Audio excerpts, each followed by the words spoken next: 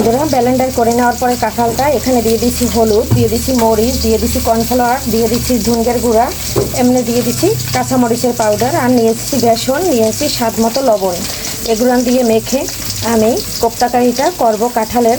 তবে সবাই তো গোল গোল করে আমি চ্যাপ্টা করে করব। মেখে তারপরে খুব সুন্দর করে ভেজে নেব। আমি এখানে কোনো ধরনের পেঁয়াজ রসুন ব্যবহার করব না, যেহেতু আমি আজকে এটা মাছ দিয়ে রান্না করব। আর মাছ থাকবে পাবদা মাছ, আর পাবদা মাছটা আমি ভেজে নিচ্ছি হলুদ লবণ মাখিয়ে। এখন আমি বড়াটা করে নেব।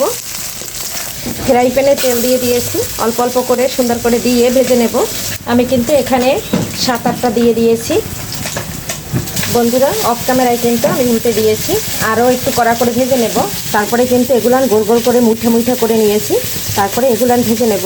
বন্ধুরা অফ ক্যামেরায় কিন্তু ভেজে উঠিয়ে নিয়েছি, কত সুন্দর বাদামি কালার করে একদম ভেজে নিয়েছি। আর এগুলানও কিন্তু আমি দিয়ে দিয়েছি। এখন আমি উল্টে পাল্টে খুব সুন্দর করে ভেজে নেব। দেখো বন্ধুরা উল্টে পাল্টে খুব সুন্দর করে কিন্তু ভেজে নিয়েছি। আর এখন কিন্তু তুলে নেব। কোপ্তা কারিটা রান্না করার জন্য দিয়ে দিচ্ছি একটা তেজপাতা, দিয়ে দিচ্ছি জিরা, দিয়ে দিলাম 2 টুকরা দারচিনি। ফোড়নটা আমার ভাজা হয়ে গেছে, এখন দিয়ে দিচ্ছি পেঁয়াজ কুচি। পেঁয়াজটা ভাজা হয়ে গেছে, এখন আমি এই পর্যায়ে ফ্রোজেন করা টমেটো দিয়ে দিচ্ছি। এটার সাথে ভেজে তারপরে আমি মশলাগুলো আস্তে আস্তে দিয়ে কষিয়ে নেব। ফ্রোজেন করা টমেটোটা এই অবস্থায় দিলে খুব সুন্দর করে সিদ্ধ হবে এবং গলে যাবে। তারপরে মশলাগুলো দিয়ে কষিয়ে খুব সুন্দর করে তারপরে রান্না করে নেব। সাথে থাকো বন্ধুরা, দেখতে থাকো। আমার টমেটোটা কষানো হয়ে গেছে, এই অবস্থায় পেঁয়াজ বাটা দিয়ে দিলাম, একটু আদা বাটা দিয়ে দিচ্ছি, সামান্য একটু রসুন বাটা দিয়ে দিচ্ছি, একটু কাঁচামরিচ বাটা দিয়ে দিচ্ছি। এখন বন্ধুরা গুঁড়ো মশলাটা দিয়ে দেবো। প্রথমে লবণটা দিয়ে দিচ্ছি, এখন দিয়ে দিলাম হলুদ, এখানে দিয়ে দিলাম ধনিয়া ও জিরার গুঁড়া, দিয়ে দিচ্ছি লাল মরিচের গুঁড়া। অফ ক্যামেরায় একটু জল দিয়ে দিচ্ছি। এখন আমি নেড়ে চেড়ে খুব সুন্দর করে মশলাটা কষিয়ে নেব। বন্ধুরা মশলাটা কিন্তু তেল ছেড়ে দিয়েছে, আর এই যে কষানো কিন্তু হয়ে আসছে। আরও কিছুক্ষণ কষিয়ে নেব। আর যত মশলাটা ভালো কষাবো তাহলে কিন্তু এই কাঁঠালের কোপ্তা কারিটা পাবদা মাছ দিয়ে খেতে অসাধারণ লাগবে। বন্ধুরা মশলাটা কিন্তু 15 মিনিট কষানো হয়ে গেছে। এই পর্যায়ে কিন্তু আমার একদম কষানো হয়ে গেছে, আর তেলটা কিন্তু ছেড়ে দিয়েছে। আর আমি কিন্তু সবসময় তেলের পরিমাণটা একটু কম দিই, অল্প একটু তেল দিয়ে কিন্তু মাছগুলো ভেজে নিয়েছি। আর কোপ্তা কারিটাও কিন্তু একদম কম তেলে ভেজে নিয়েছি। আর এখানে কিন্তু সামান্য পরিমাণে তেল দিয়েছি। এখন আমার তেলটা কিন্তু ছেড়ে দিয়েছে। এখন আমি দিয়ে দেবো এখানে গরম জল। গরম জলটা দিয়ে তারপরে কিন্তু প্রথমে একটু জলটা ফুটে আসলেই, যেহেতু গরম জল দেওয়ার সঙ্গে সঙ্গে ফুটে আসবে। বন্ধুরা জলটা কিন্তু একদম ফুটে উঠেছে। এখানে কিন্তু কোপ্তা কারিটা দিয়ে দিয়েছি, আর কয়েকটা কাঁচা মরিচ দিয়ে দিয়েছি মাঝখান থেকে ফেরে।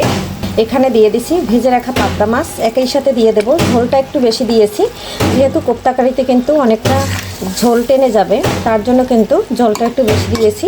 আর কাঁচামরিচটা খুব সুন্দর করে দিয়ে দিয়েছি, এতে কিন্তু খুব সুন্দর একটা ফ্লেভার আসবে, আর খেতে কিন্তু দারুণ লাগবে। বন্ধুরা এ পর্যায়ে কিন্তু আমার মাছটা কিন্তু হয়ে গেছে রান্না।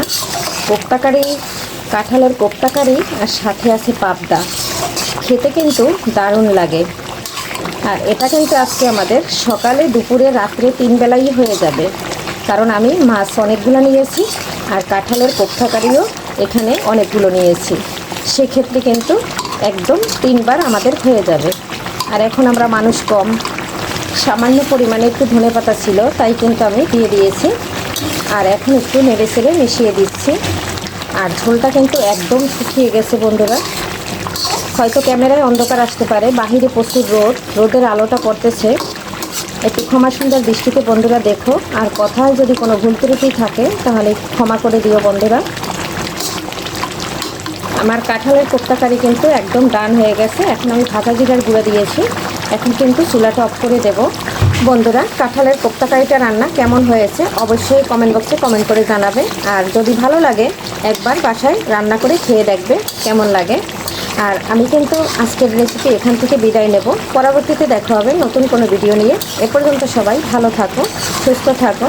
সবাইকে জানাচ্ছি আগামী ভিডিও দেখার অনুরোধ। আর সবাইকে বাই বাই।